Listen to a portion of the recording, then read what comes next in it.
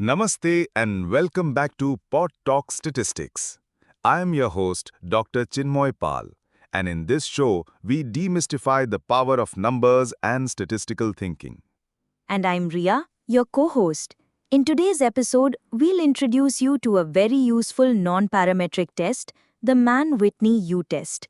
It's simple, powerful, and a great alternative when the data doesn't meet the assumptions of traditional tests like the t-test. Exactly. Think of it like this. When your data is not normally distributed, or when you're working with ordinal data, or your sample sizes are small, that's where the Mann-Whitney U test really shines. What is the Mann-Whitney U test? Let's define it.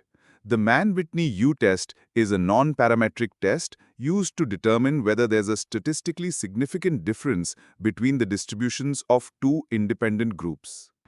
In simple words, it checks whether one group tends to have larger values than the other without assuming that the data follows a normal distribution. When and why to use it? You use the Mann-Whitney U test when you have two independent groups. Your data is ordinal or continuous but not normally distributed. You can't or shouldn't use a t-test due to violations of assumptions. For example, let's say you're comparing pain levels between two treatments, but your data is on a Likert scale, like 1 to 10. Since that's ordinal, Mann-Whitney is better than the t-test. How it works? Instead of using means and variances, the Mann-Whitney test works by ranking all the observations from both the groups together. Then, it adds up the ranks for each group and calculates the U statistic, which tells us whether the rankings are significantly different between the two groups.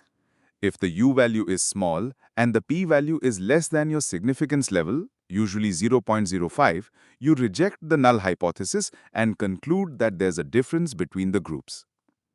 Real-life example. Let's take a practical example. Suppose a researcher wants to compare the reaction times of two groups, one that drank coffee and one that didn't. The data collected is not normally distributed. So instead of using an independent samples t-test, they run a Mann-Whitney U test.